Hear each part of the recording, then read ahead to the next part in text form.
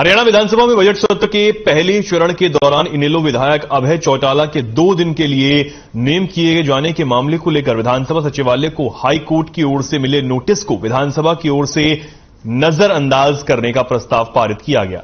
Notice को लेकर हरियाणा विधानसभा में संसदीय कार्य मंत्री कंवरपाल गुर्जर की ओर से प्रस्ताव रखा गया, जिसे सदन ने पारित कर दिया। प्रस्ताव में कहा गया कि विधानसभा सचिवालय में प्राप्त हुआ नोटिस संविधान के अनुच्छेद 212 के अनुरूप नहीं है। सुप्रीम कोर्ट और हाई कोर्ट की ओर से समय समय पर फैसलों और संविधान के अनुच्छेद 212 के अनुसार न्यायालय विधानमंडल की कार्रवाइयों की जांच नहीं कर सकता, इसलिए हाईकोर्ट में दायर याचिका से प्राप्त नोटिस को स्वीकार नहीं करना चाहिए। यह विधानमंडल की आंतरिक कार्रवाई में हस्तक्षेप है, इसलिए हाईकोर्ट के नोटिस को नजरअंदाज किया जाना चाहिए और उसका जवाब नहीं देना चाहिए।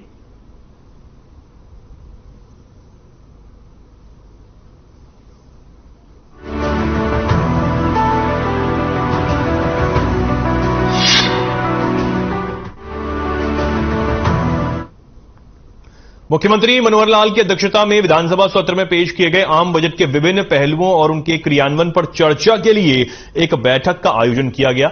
इसमें मंत्रिमंडल सहयोगियों ने शिरकत की। सभी विभागों के प्रशासनिक सचिवों ने इस पर प्रेजेंटेशन भी दी।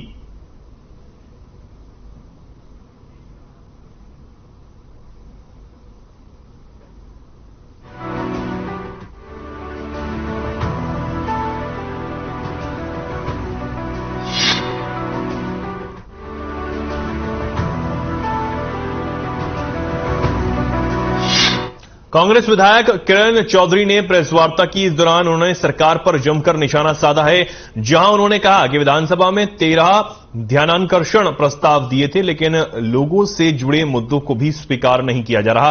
उन्होंने कहा कि कानून व्यवस्था पर कॉलिंग अटेंशन लगाया गया था, पर तत्कालीन अभाव का हवाला देकर इसे भी अस्वीकार कर दिया गया। यही नहीं, उन्होंने यह भी कहा कि सरकार हर तरीके से प्रजातंत्र का गला घोटने का काम कर रही है।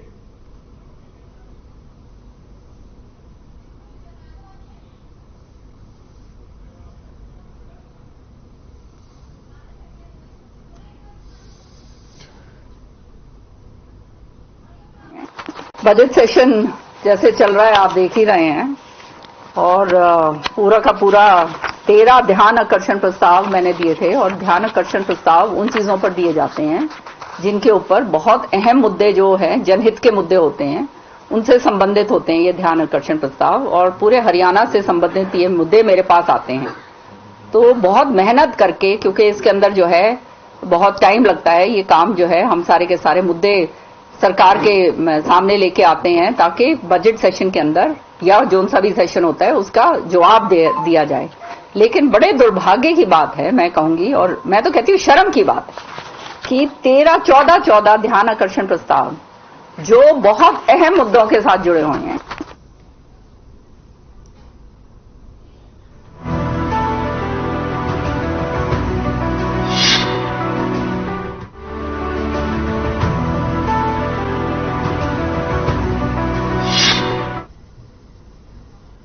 अंबाला शहर में तैनात एक होमगार्ड की आत्महत्या का मामला सामने आया है। आपको बता दें कि जिस रस्सी से गेट को बंद वो करता था, उसी रस्सी से उसने आत्महत्या कर ली है।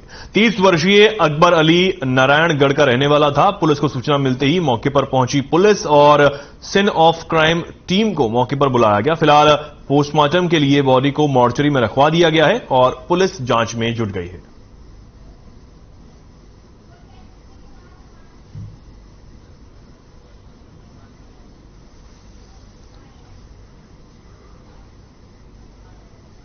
सूचना मिली थी पुलिस डीएवी स्कूल के सामने हमारा एक व्हीकल डिस्पोजल का वहाँ ग्राउंड है, जो कि व्हीकल हमने वहाँ पे स्टोर किए हुए हैं। तो वहाँ से सूचना मिली थी कि होमगार्ड जवान ने सुसाइड कर लिया है। इस सूचना के आधार पर हम वहाँ मौके पर पहुंचे हैं। डीएसपी साहब भी आए हैं, हमारी सीन ऑफ क्राइम टीम है और फिंगरप्रिंट टीम भी मौके पर आई है। जो उसके वारसों को वहां पे बुलाया गया है, तो बयान लिख दिए हैं। इसमें उसकी जो इंक्वेस्ट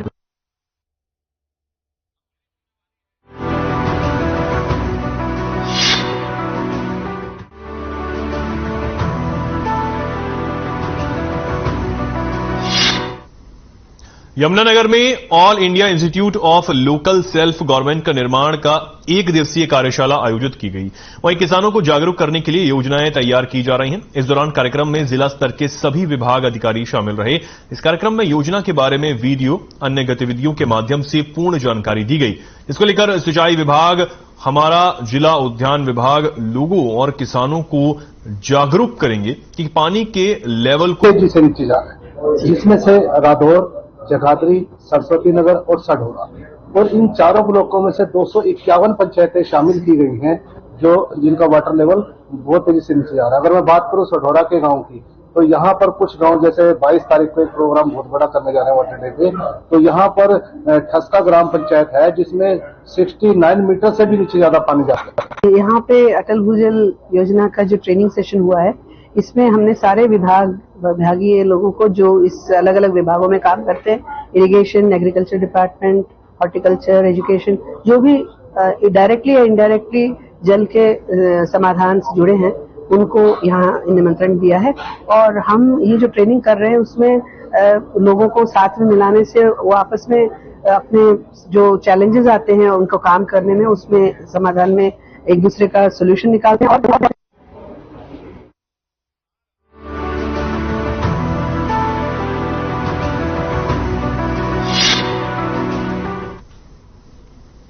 कुरुक्षेत्र पुलिस की सीआईए टीम ने अवैध हथियार रखने के आरोप में एक व्यक्ति को गिरफ्तार किया है। आरोपी के पास से 1 देसी कट्टा, 312 बोर और 1 जिंदा कारतूस बरामद किया गया है।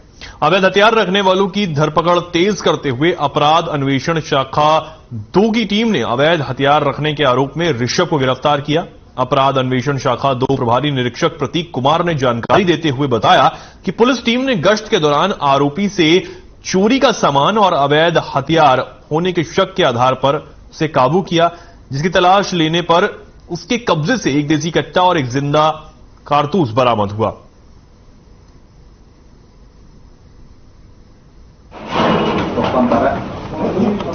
अपराध पर अंकुश लगाते हुए हमारी सीआईए 2 की टीम ने एक व्यक्ति को नाजायज हथियार 315 बोर जो कि देसी कट्टे के साथ और 1 जिंदा कारतूस के साथ हमने उसको पकड़ा है। उसका नाम ऋषभ वासी शाहबाद का रहने वाला है।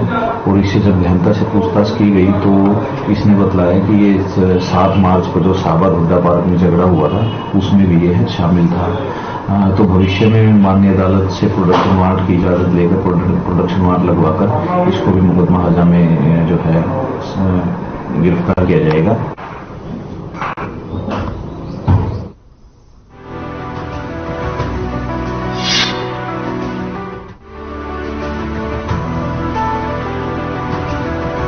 कोरोना वायरस के बाद अब हरियाणा में H3N2 अपने पैर पसारने लगा है, जहां पानीपत में भी इसका एक संदिग्ध केस मिला है। डिप्टी सिविल सर्जन सुनील संदूजा ने जानकारी देते हुए बताया कि पानीपत में एक व्यक्ति में H3N2 के लक्षण मिले थे, जिसका सैंपल लेकर उन्होंने खानपुर लैब में भिजवा दिया है। साथ ही बताया कि H3N2 के लक्षण गले में खराश, बुखार, खांसी, जुकाम के मिल रहे हैं, जो बदलते मौसम में ज्यादातर लोगों में है। उन्होंने घबराने की जरूरत नहीं है, जिसको भी ये लक्षण मिले वे एक बार अपना टेस्ट जरूर करवाएं। डिप्टी सिविल सर्जन ने बताया कि जल्दी व्यक्ति के सैंपल की रिपोर्ट आ जाएगी। साथ ही अस्पताल में H3N2 का स्पेशल वार्ड भी बना दिया गया है।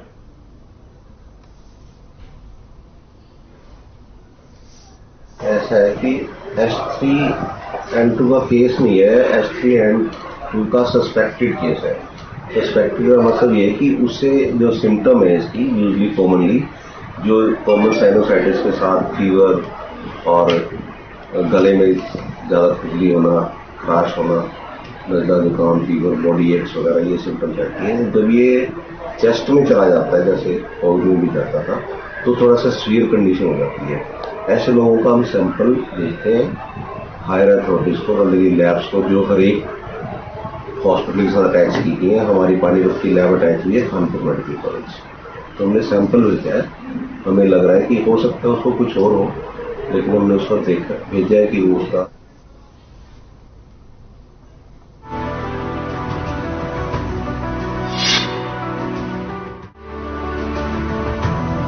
हमारा जो आयोग है उनके पास पहुंचेगी। आयोग के लोग आपसे भी जानकारी लेंगे, डिपार्टमेंट से भी जानकारी लेंगे और उसका निश्चित रूप से एक निपटारा करने का काम उनके पास वो आएगा।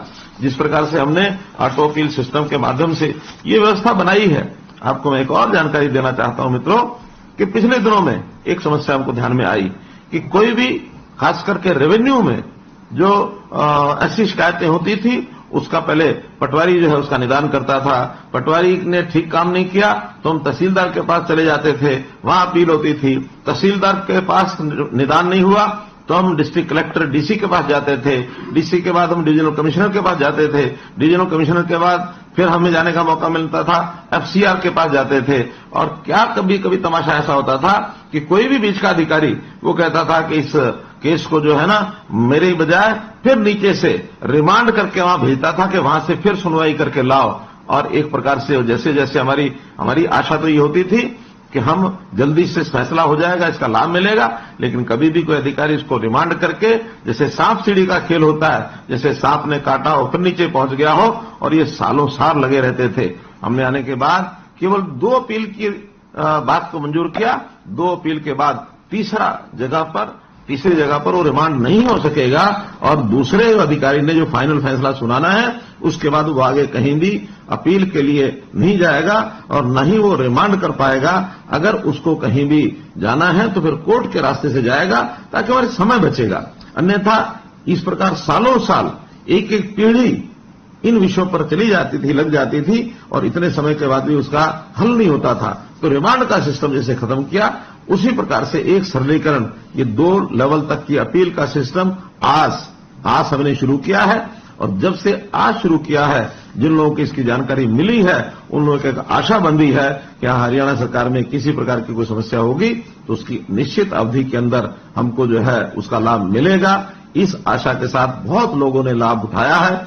आज आप लोग भी उसी के अंदर और हम जो है आगे बढ़ रहे हैं और आगे बढ़ते हुए कभी भी कोई कठिनाई आए तो हम इसके लिए आपके लिए हमेशा काम करते रहेंगे।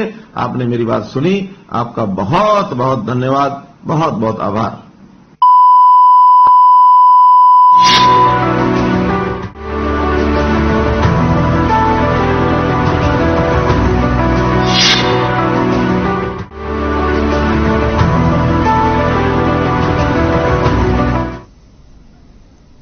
अंबाला छावनी के गांधी ग्राउंड में कार्यालय विकास आयुक्त हस्तशिल्प वस्त्र मंत्रालय भारत सरकार की ओर से 10 दिवसीय अंबाला क्राफ्ट बाजार मेले का आयोजन किया गया।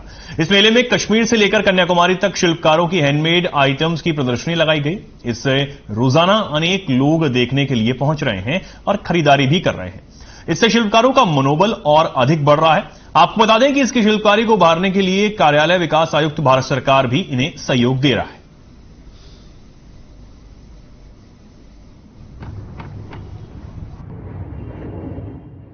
हमारा नाम शंभू पाल। हमारा इसमें टीएडीए मिल रहा है, आने जाने का खर्चा वर्चा सब मिल रहा है इसमें। हम इसके बाद कलकत्ता करे, उसके बाद हैदराबाद करे, हैदराबाद से फिर बाहर में गया 2-3 जगह, रशिया गया, पेरिस गया, मार्सेल गया, बेल्जियम गया। बेनिफिट तो मिलता है, बेनिफिट नहीं मिलने से कैसे आगे बढ़ रहा हूँ धीरे धीरे से।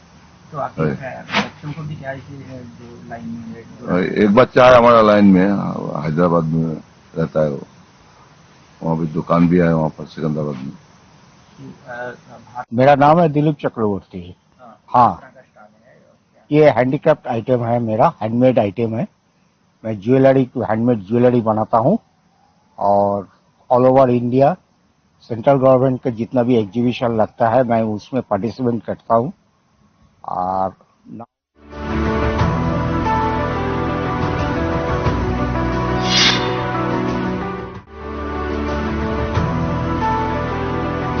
और सेवाएं, इनका जो लाभ लेने के लिए किसी भी कार्यालय पर ऑनलाइन वो आवेदन करते हैं अथवा जाकर के अपनी बात को आगे पहुंचा करके उनकी सेवाएं लेने का काम करते हैं।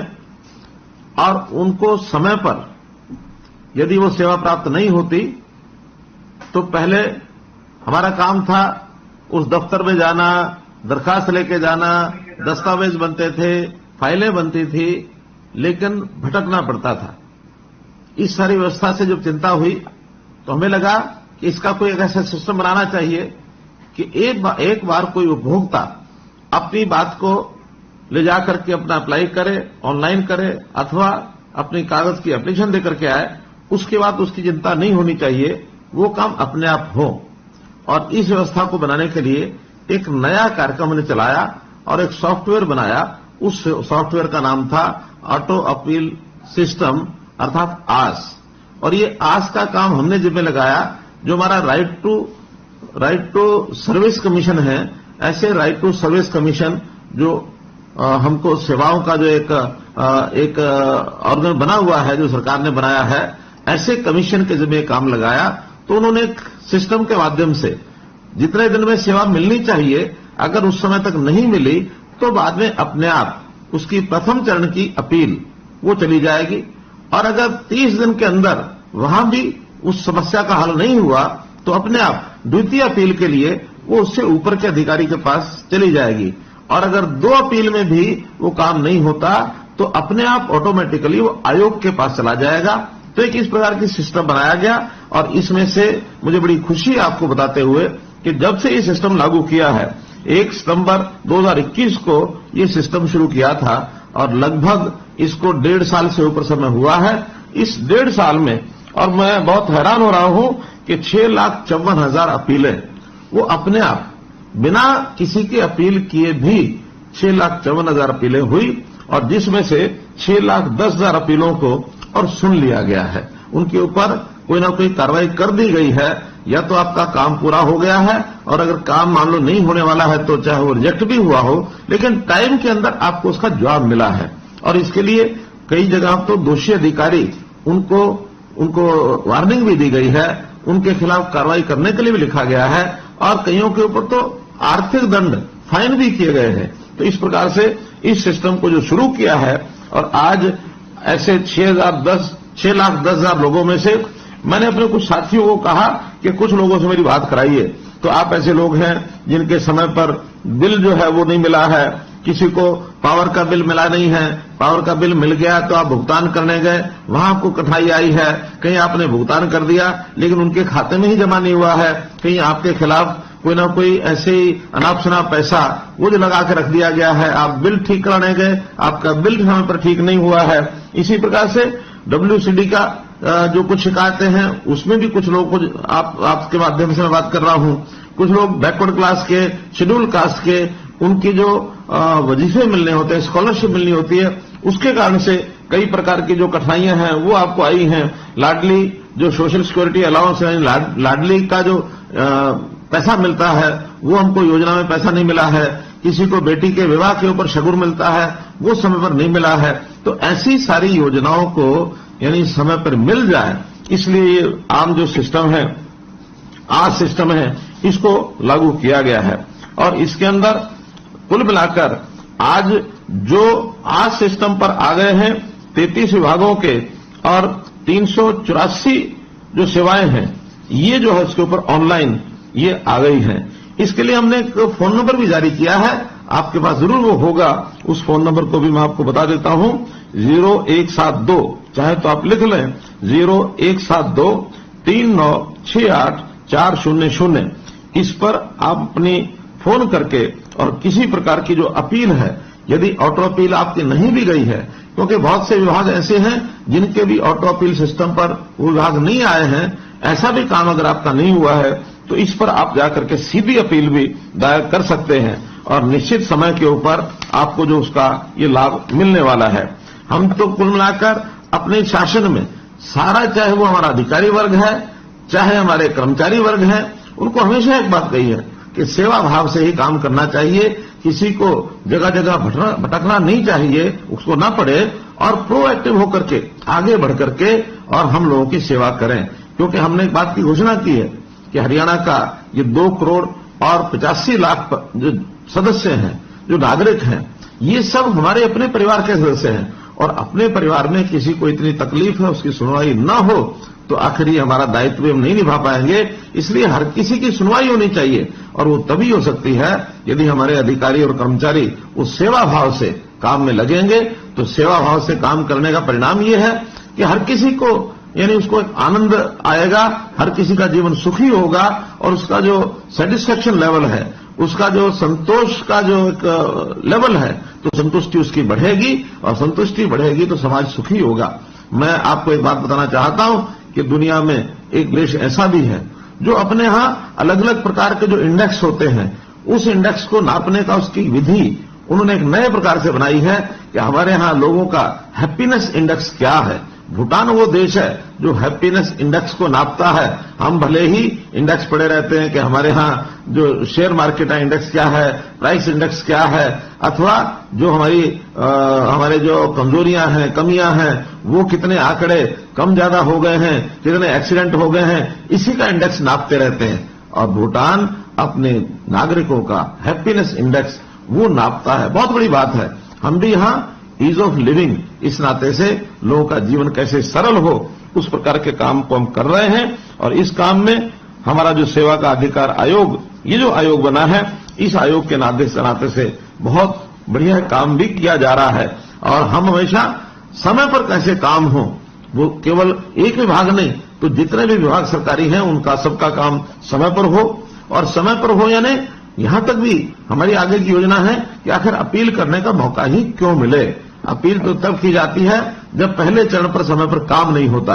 हम व्यवस्थाएं अपील करने तक न जाए, अपील मुक्त ये हमारी शासन व्यवस्था बने, तभी वो दिन की इंतजार है जब हर किसी का काम जो समय तय किया गया है, क्योंकि बहुत से विभागों के समय ये तय किए गए हैं कि कितने समय में कौन सा काम होना चाहिए। जैसे उदाहरण के लिए अगर एजुकेशन के नाते से हमको कोई इनकम सर्टिफिकेट चाहिए तो 15 दिन के अंदर उसका इनकम सर्टिफिकेट मिलना चाहिए।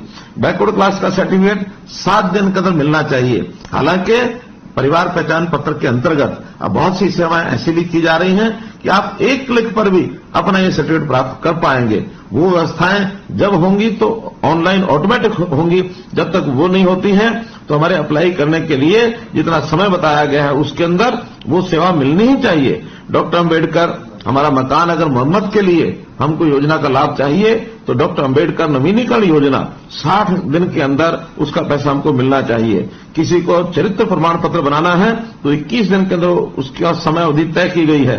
डॉक्टर अंबेडकर मेधावी छात्र योजना, इसका जो हमको लाभ मिलना है वो 45 दिन के अंदर मिलना ही चाहिए। शेड्यूल का सर्टिफिकेट 7 दिन के अंदर सर्टिफिकेट बने।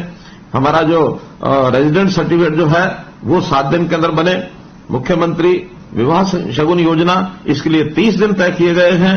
इसी प्रकार जो हमारी इंडस्ट्री है एमएसएमई, उस पर जो फ्रेट असिस्टेंट यानी उसको जो किराए की सहायता की स्कीम है उसके लिए भी 44 दिन अधिकतम ये हमने रखे हैं ताकि उसका समय पर उसको भुगतान हो। इसी प्रकार जो हमारा कंस्ट्रक्शन और बिल्डिंग वर्कर का जो बच्चे हैं उनको जो सहायता मिलती है शिक्षा की, उसमें भी 90 दिन का अधिकतम समय जो रखा गया उसको मिलना है। लाडली सोशल सिक्योरिटी अलाउंस में 60 दिन का समय हम अपना विभाग जो है वो देगा। इसी प्रकार आपकी बेटी हमारी बेटी, ये भी 30 दिन के अंदर और उसको ये लाभ मिलना चाहिए। मैं बहुत लोगों से समय समय बात करता रहता हूं, तो इस नाते से मुझे कुछ ऐसे भी जानकारियां मिली, ऐसे उदाहरण मिले जिनको इन सब चीजों का बहुत बड़ा लाभ हुआ। अभी पिछले दिनों गुरुग्राम की सबिहा फरत, इनकी जो जानकारी मुझे मिली है 15 अक्टूबर को, और इन्होंने अपने यहां एक फाइल जो कंप्लेंट थी, बिलिंग की कंप्लेंट, उसकी फाइल, उसकी जो अपील जो है वो फाइल की, और उसके बाद डिपार्टमेंट के माध्यम से उनको 25/11 को और उनका जो शिकायत का निवारण ये हो गया मात्र 1 महीना 10 दिन यानी 40 दिन के अंदर उनकी समस्या का हल हुआ। इसी प्रकार करनाल के रामपाल शर्मा हैं जिनको ओल्ड एज सम्मान पेंशन जो दी जा रही है उनकी पेंशन बनी नहीं, और उसको बाद में हमारे हमारे जो डिपार्टमेंट ने उन्होंने उसको रिजेक्ट कर दी उनकी एप्लीकेशन। लेकिन जो कमीशन है, कमीशन के पास उनकी अपील गई तो उन्होंने उसको 1 महीने के अंदर अंदर रिजॉल्व करके और उसका जो उसकी जो पेंशन है उस व्यक्ति की बांध दी गई। राहुल जींद से हैं जिनको डॉक्टर अंबेडकर मेधावी छात्र योजना के अंतर्गत पैसा नहीं मिल रहा था, इन्होंने जो एप्लीकेशन दी तो जो हमारा डिस्ट्रिक्ट वेलफेयर ऑफिसर है उसने कहा कि बजट नहीं है, लेकिन हमारे कमीशन को जब जानकारी मिली तो उन्होंने तुरंत उसका हल कराया और 1 महीने के अंदर अंदर उसको भी सहायता मिली है। तो बहुत ऐसी सक्सेसफुल स्टोरीज हैं कि जिनको